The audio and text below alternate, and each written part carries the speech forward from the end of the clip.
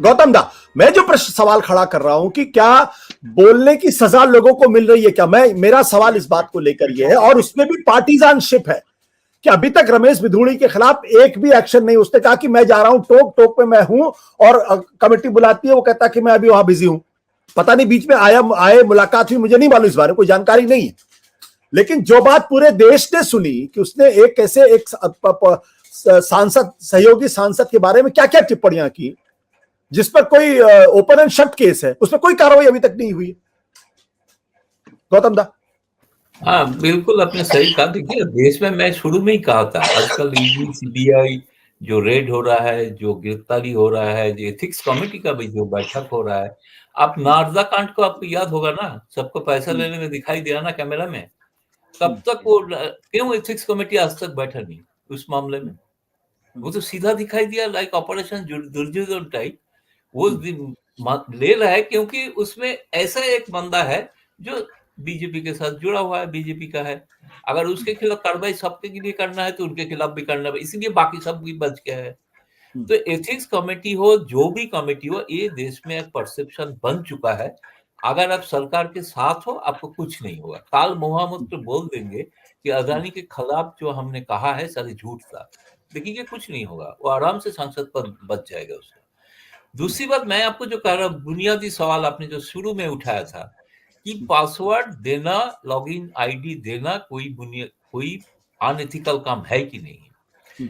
मैं इसमें विनोद जी के साथ सहमत हूं, अगर वो अनएथिकल है, ऐसे नहीं है कि उससे सांसद पर, क्योंकि जब तक वो एमपी के पास कोई ओटीपी नहीं आएगा तब तक वो ऑपरेटिव ही नहीं होगा। अगर मैं एमपी हूं, मैं अगर आपको दे दिया आशुतोष, कि आप एक कीजिए, आप दूसरा चैनल के खिलाफ ये सवाल दे रहा हूं आपके लिए, आप करने के लिए जैसे इजाजत मांगी, मेरे पास एक ओटीपी आता है, मैं ओटीपी आपको नहीं देता हूं। इसलिए साइबर सिक्योरिटी वाला जो बात है, ये पूरा बकवास है। जो कहा था, इन्होंने भी कहा ना, राजीव ने जो कहा था, बिल्कुल सही है। ओटीपी तो एमपी का हाथ में है।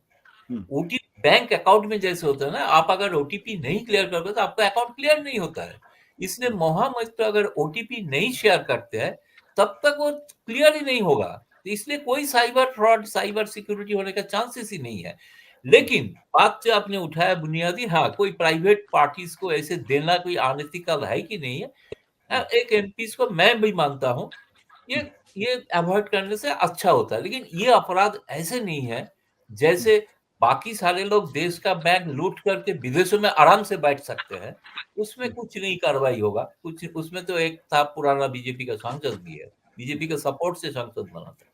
लेकिन ये ऐसे दिखाई दे रहा है कि ऐसे लाखों करोड़ रुपया मोहम्मद को लेके चला गया है। ऐसे तो कोई बात है ही नहीं, एक नया पैसा का कोई सबूत नहीं है।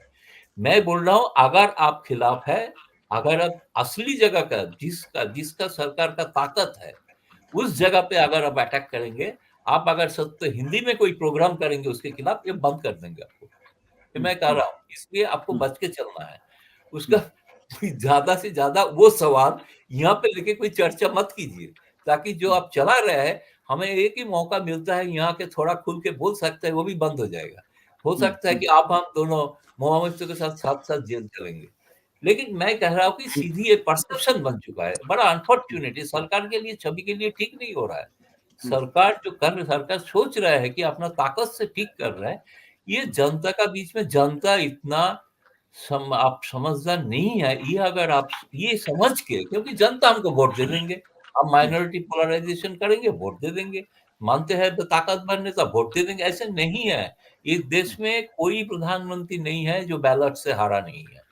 आजकल थोड़ा ईवीएम है, अलग बात है, नेहरू छोड़ के कोई प्रधानमंत्री नहीं है। जो मर गए थे, मैं उनका नाम नहीं ले रहा हूँ, तो पता ही है सबको।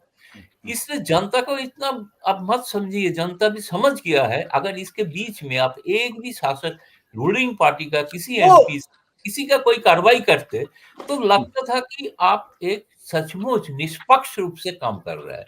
ये परसेप्शन है। हो सकता है कि मोहम्मद तो दोषी हो, मैं सफाई नहीं देने के लिए बैठा हूं, लेकिन मैं कह रहा हूं परसेप्शन जो जा रहा है कि आप सिर्फ निष्पक्ष नहीं हो, आपका विरोध में जो है, जो आपका असली ताकत के ऊपर अटैक करेगा, आप उसके खिलाफ इस तरह से कार्रवाई करेंगे।